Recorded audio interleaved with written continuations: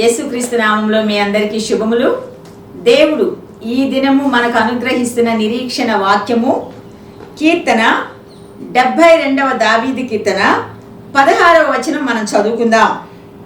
దేశములోను పర్వత శిఖరముల మీదను సస్య సమృద్ధి కలుగును. దాని పంట లెబానోను వృక్షము వలె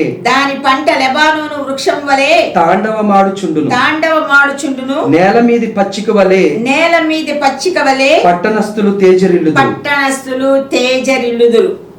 ఈ యొక్క వాక్య భాగములో చదవబడిన వాక్య భాగములో సస్య సమృద్ధి, వృక్షములు తాండవమాడుట, అదే విధముగా పట్టణస్థులు తేజరిల్లుట పచ్చిక వలె ఇదంతా కూడా దేనిని సూచిస్తూ ఉందంటే అభివృద్ధిని, సమృద్ధిని సూచిస్తూ ఉందండి. ఆశీర్వాదములను సూచిస్తూ ఉంది. ఈ 72వ దావీదు కీర్తన సొలొమోను రాజు రాసినట్లుగా మనకు తెలుపబడుతుంది పరిశుద్ధ గ్రంథము ద్వారా. ఈ కీర్తనకు మరి కొన్ని పేర్లు కూడా పెట్టబడ్డాయి. ఈ కీర్తనను ఏమంటారంటే రాయల్ సాంగ్, అది రాజుని గురించి వ్రాయబడిన కీర్తన అని అంటారు. రాయల్ సాంగ్, లేకుంటే దీనిని ప్రొఫెటిక్ సాంగ్, ఇది ప్రవచన కీర్తన కూడా అని అంటారు. తర్వాత ఇది మెస్సియానిక్ సాంగ్. మెస్సియానిక్ సాంగ్ అంటే యేసయ్యను గూర్చి ఇక్కడ ప్రవచించబడిన కీర్తన అని కూడా అంటారు. రాయల్ సామ్ అనొచ్చు, లేకుంటే ప్రొఫెటిక్ సామ్ అనొచ్చు, లేకుంటే మెస్సియానిక్ సామ్. ఈ మూడు కూడా ఇందులో మనకి కనిపిస్తూ ఉన్నాయన్నమాట. అభివృద్ధిని గురించిన ఈ యొక్క కీర్తన ఇది. ఈ కీర్తన భాగము సొలొమోను రాజు రాస్తూ ఉన్నాడు. రాబోయే కాలంలో మెస్సియను గురించి ఈయన భావము కూడా ఇందులో మనము చూడగలము. మెస్సియ వస్తే ఏ విధముగా ఉంటాయి జీవితాలు, ప్రజల జీవితాలు, యేసుక్రీస్తు ఈ లోకానికి వస్తే మెస్సియలాగా ఎలా ఉంటుంది, ప్రభుత్వాలు, ప్రజలు ఏ విధముగా ఉంటారు, ఇవన్నీ కూడా ఇక్కడ వ్రాయబడి ఉన్నాయి. అందుకే దీన్ని ప్రొఫెటిక్ సాంగ్, ప్రవచన కీర్తన అని కూడా అంటారు. ఈ యొక్క చదవబడిన వాక్యములో నేను ముందే చెప్పాను మీకు, ఆశీర్వాదములు, సమృద్ధి కదండి, అదే విధముగా పచ్చిక వలె తేజరిల్లుట, ఇదంతా కూడా సమృద్ధిని గురించి లేకుంటే ఆశీర్వాదాలను గురించి ఇక్కడ ఎక్కువగా చెప్పబడి ఉన్నాయి. యెషయా గ్రంథము 9వ అధ్యాయము 7వ వచనం మనం చూసినట్లయితే, ఇది మొదలుకొని మితి లేకుండా దానికి వృద్ధియు క్షేమము కలుగునట్లు సర్వకాలము దావీదు సింహాసనమును రాజ్యమును నియమించును. చాలు. దీనికి మితి లేకుండా ఏం జరుగుతుందండి? సమృద్ధి ఇక్కడ ఉంటుంది, అభివృద్ధి ఇక్కడ ఉంటుంది. ఏంటండి ఆ సమృద్ధి, ఆ అభివృద్ధి అంటే? దాని ముందు వచనంలో మనం చూసినట్లయితే అక్కడ యేసుక్రీస్తుని గురించిన ప్రవచనం ఒకటి కనిపిస్తుందండి. యేసుక్రీస్తుని గురించిన ప్రవచనం మనకి కనిపిస్తుంది. ఏలైనగా మనకు శిశువు పుట్టెను, మనకు కుమారుడు అనుగ్రహించబడెను, ఆయన భుజము మీద రాజ్యభారముండును, ఆశ్చర్యకరుడు, ఆలోచనకర్త, బలవంతుడైన దేవుడు, నిత్యుడగు తండ్రి, సమాధానకర్తయగు అధిపతి అని అతనికి పేరు పెట్టబడును. ఈ శిశువు కనుక లోకంలోనికి వస్తే సమృద్ధి, అభివృద్ధి, ఆశీర్వాదములు, దావీదు సింహాసనము స్థిరపరచబడడం, ఇవన్నీ కూడా జరుగుతాయని తర్వాత వచనంలో మనము చూస్తూ ఉన్నాము. కాబట్టి ఈ చదవబడిన వాక్యము యేసుక్రీస్తు వస్తే మన జీవితాలు ఏ విధముగా ఉంటాయో ఇక్కడ స్పష్టముగా మనకు చెప్పబడి ఉంది. యేసుక్రీస్తు ఈ లోకమునకు వచ్చిన తరువాత ఆయన పరిచర్య ప్రారంభించినప్పుడు 30 సంవత్సరములకు ఆయన పరిచర్య ప్రారంభించి 3.5 సంవత్సరములు ఆయన పరిచర్య చేస్తూ ఉండగా ఎంతో మందికి ఉపమానాల రీతిలో దేవుని యొక్క వాక్యము అందరికీ అర్థమయ్యేటట్లు ఎంతో స్పష్టముగా ఆయన ఈ లోకంలో వాక్యాన్ని బోధించటం మనం చూస్తూ ఉన్నాం. వాక్యాన్ని బోధించటమే కాకుండా ఆయన వెళ్ళిన చోటల్లా కూడా స్వస్థతలు కదండి, అనేక మంది రోగులు బాగుపడడం మనం చూస్తూ ఉన్నాం. అనేక మంది రోగులు బాగుపడడమే కాదు కానీ ఎక్కడికైతే వెళ్ళి ఏదైతే చేస్తూ ఉన్నాడో అక్కడ సమృద్ధిని కూడా మనం చూస్తూ ఉన్నాం. కానాను వివాహానికి వెళ్ళాడు. వెళితే అక్కడ ద్రాక్షారసం అయిపోతుంది. తల్లి మరియా వచ్చి చెప్తుంది ద్రాక్షారసం అయిపోయిందని. నా సమయం ఇంకనూ రాలేదు అని అంటాడు. కానీ తర్వాత ఏం చేస్తాడండి, 6 పెద్ద బాణల్లో నీళ్లు ఎంతవరకు నింపమంటాడు, అంచుల వరకు కూడా నింపమంటే నింపారండి. నీళ్లు అంచుల వరకు కూడా నీళ్లను వాళ్ళు నింపారు. నింపినప్పుడు ఏమవుతుందండి, అది మంచి ద్రాక్షారసముగా మారి అక్కడ ఉన్న వాళ్ళందరూ అంటూ ఉన్నారు, మొట్టమొదట మంచి ద్రాక్షారసం ఇచ్చి తర్వాత కొంచెము మరి తక్కువ ద్రాక్షారసము, తక్కువ స్థాయి ద్రాక్షారసం ఇస్తారు. నీవైతే ముందు మంచిది ఇవ్వకుండా తర్వాత చాలా శ్రేష్టమైన ద్రాక్షారసం ఇస్తున్నావేంటని అక్కడ ఉన్న చుట్టూ ఉన్న వాళ్ళందరూ కూడా ఆ యొక్క విందు యజమానితో అంటూ ఉన్నారు. చూసారా అండి, యేసయ్య ఎక్కడ ఉంటే అక్కడ సమృద్ధి ఉంటుంది. అదే విధముగా 5 రొట్టెలు 2 చిన్న చేపలు ఉన్నాయి. చాలా మంది జనాంగం ఉన్నారు.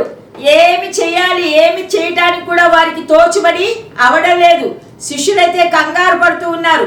వీరందరికీ భోజనం పెట్టాలంటే మనకు చాలా చాలా దేనారాలు కావాలి అని అంటూ ఉన్నారు. అయితే ఆంద్రేయ ఏం చేస్తూ ఉన్నాడండి, ఒక చిన్న అబ్బాయి దగ్గర 5 రొట్టెలు 2 చేపలు ఉన్నాయి, తీసుకొచ్చాడండి. ఏమైందండి, ఆయన చేతుల్లో పెట్టారు అంతే. ఆయన ఆశీర్వదించాడండి. అనేక మంది 5,000 మంది పురుషులు, స్త్రీలు, చిన్నపిల్లలు కాకుండా వారందరూ కూడా తృప్తిగా భుజించటమే కాదు కానీ 12 గంపలకు ఎత్తినట్లు మనం చూస్తూ ఉన్నాం. లూకాసు వార్త 5వ అధ్యాయము 1 వచనాల్లో చూసినట్లయితే అక్కడ గెన్నేసరతు సరస్సులో వారి యొక్క దోణెలు ప్రక్కన పెట్టి వారి యొక్క వలలు కడుక్కుంటూ ఉంటారు. యేసయ్య ఒక దోణెలోకి వస్తాడు. అది సీమోను పేతురు యొక్క దోణె. అప్పుడు సీమోను పేతురుతో అంటున్నాడు యేసయ్య, ఈ యొక్క దోణెను ఇంకొంచెం లోతుకు తీసుకొని వెళ్ళి అక్కడ మీ వలలు వేయండి అంటే సీమోను పేతురు ఏమంటున్నాడండి, అయ్యా రాత్రంతా మేము వలలు వేసాం, మాకు ఏమీ దొరకలేదు, అయినను నీ మాట చొప్పున మేమిప్పుడు వల వేస్తూ ఉన్నాం. చేపలు బట్టి జాలరండి, తనకి ఎక్కడ ఏ భాగంలో ఏ వైపు ఎన్ని చేపలు పడతాయో తప్పకుండా అతనికి తెలుసు.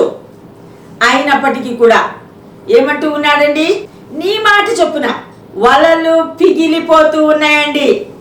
విస్తారమైన చేపలు పడినాయి. హల్లెలూయా. ఆశీర్వాదములు. యేసయ్య వస్తే ఎలాంటి ఆశీర్వాదాలు ఈ లోకంలో ప్రజలు అనుభవిస్తారో అది ఈ యొక్క కీర్తనాకారుడు రాస్తూ ఉన్నాడండి.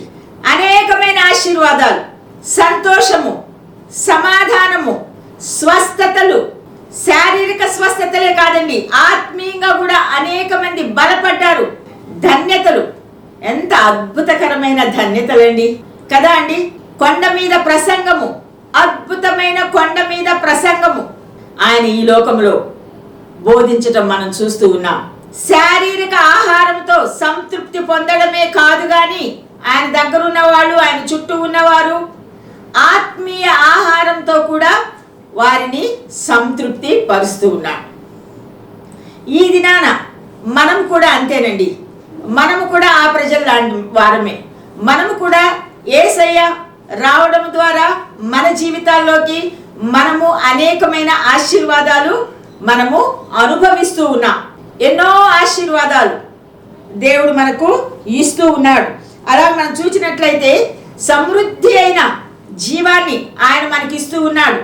భౌతిక ఆహారంతో పాటు ఇహలోక ఆహారంతో పాటు ఆయన సమృద్ధి అయిన జీవాన్ని కూడా మనకి ఇవ్వడానికి వచ్చి ఉన్నాడండి. యోహాను సువార్త 10వ అధ్యాయము 10వ వచనం మనం చూసినట్లయితే, దొంగ దొంగతనమును హత్యను నాశనమును చేయుటకు వచ్చును గాని మరి దేనికిని రాడు. గొర్రెలకు జీవము కలుగుటకు అది సమృద్ధిగా కలుగుటకు నేను వచ్చితినని చెప్తూ ఉన్నాడండి. ఇది యేసయ్య అక్కడ సమృద్ధిగా మనకివ్వడానికి, సమృద్ధి జీవాన్ని మనకివ్వడానికి ఆయన ఈ లోకానికి వచ్చి ఉన్నాడు. ఆ సమృద్ధి జీవితాన్ని నీవు అనుభవిస్తున్నావా ఈ దినాన? యేసయ్య సమృద్ధిగా మనకు సమస్తము ఇవ్వడానికి సిద్ధముగా ఉన్నాడు. కీర్తనకారుడు రాసిన కీర్తన 37వ దావీదు కీర్తన 11వ వచనం మనం చూసినట్లయితే, దీనులు భూమిని స్వతంత్రించుకొందురు, బహుక్షేమము కలిగి సుఖించెదరు. నీకుందా ఆ సుఖము? నీకుందా ఆ సమృద్ధి? ఇహలోకపు సమృద్ధే చాలదండి, ఆత్మీయ సమృద్ధి మనకు కావాలి. ఎంత మంచి వాక్యాన్ని దేవుడు ఈ దినాన ఇచ్చి మనతో మాట్లాడుతూ ఉన్నాడు. ఆ సమృద్ధి అయిన జీవము, సమృద్ధి అయిన ఆనందము, సమృద్ధి అయిన సమాధానము నీవు నేను కలిగి ఉన్నామా? ఒకవేళ నీవు కలిగి ఉండకపోతే ఈ దినానే నువ్వు యేసయ్యను స్వీకరించాలి, నీ స్వరక్షకునిగా స్వీకరించాలి. యేసయ్యను అడగాలి, దేవా నా పాపమంతా కూడా కడిగివేయి, నేను నిన్ను స్వీకరిస్తూ ఉన్నాను, నీ సమృద్ధిని, నీ ఆత్మీయ సమృద్ధిని నాకు అనుగ్రహించు ప్రభువా. ఆత్మీయ సమృద్ధి ఉంటే ఇహలోకపరమైన ఆశీర్వాదాలన్నిటికీ మనము వారసులము. ఆమేన్. అలాంటి ఆత్మీయ సమృద్ధి దేవుడు మనకు అనుగ్రహించినట్లు మనము ప్రార్థన చేద్దాం, ప్రార్థన చేసుకుందాం. కృపగలిగిన తండ్రి, ప్రేమగల ప్రభువా, నీ కృపగల నామానికి స్తుతి స్తోత్రం చెల్లిస్తున్నాం దేవా. మీరు మాకు అనుగ్రహించిన ఈ యొక్క అద్భుతకరమైన నిరీక్షణ వాక్యాన్ని బట్టి నీకు వందనాలు చెల్లించుకుంటున్నాం దేవా. ఈ వాక్యంలో ఉన్న సత్యములను మేము గ్రహించి దేవా, నీవెక్కడుంటే తండ్రి అక్కడ సమృద్ధి ఉంటుంది దేవా. మా హృదయాల్లో ఉంటే మాకు ఆత్మీయ సమృద్ధి దేవా, మా కుటుంబంలో ఉంటే దేవా మాకు అంత సమృద్ధి తండ్రి, మా సంఘాల్లో ఉంటే దేవా, మా సమాజంలో ఉంటే దేవా నీకు సమృద్ధి ఉంటుంది దేవా. కాబట్టి అలాంటి సమృద్ధి మేమందరము అనుభవించడానికి నీ కృప అనుగ్రహించమని ప్రార్థన చేస్తూ ఉన్నాం తండ్రి. ఎల్లప్పుడూ ప్రభువా మేము నీ యందు ప్రభువా సమృద్ధి కలిగి జీవించడానికి నీ కృప మీరు మాకు దయచేయమని, మమ్మల్ని అందరినీ కూడా నీ కృపలో వర్ధిల్ల చేయమని మా ప్రభు అయిన యేసుక్రీస్తు ద్వారా వేడుకొనుచున్నాను తండ్రి. ఆమేన్. దేవుడు మిమ్ము దీవించుగాక. God bless you. ఈ మా అనుదిన నిరీక్షణ కార్యక్రమాలు మీరు ఆత్మీయంగా ఎదుగుటకు ఉపయోగపడుతున్నందుకు ఆనందిస్తున్నాం. Follow us on YouTube, subscribe and share Shalom Church TV, Facebook Jehovah Shalom Church Guntur and Twitter Leela Bose Vemuri. మీ ప్రార్థన అవసరతలకై సంప్రదించవలసిన మా ఫోన్ నంబర్ 9963351060.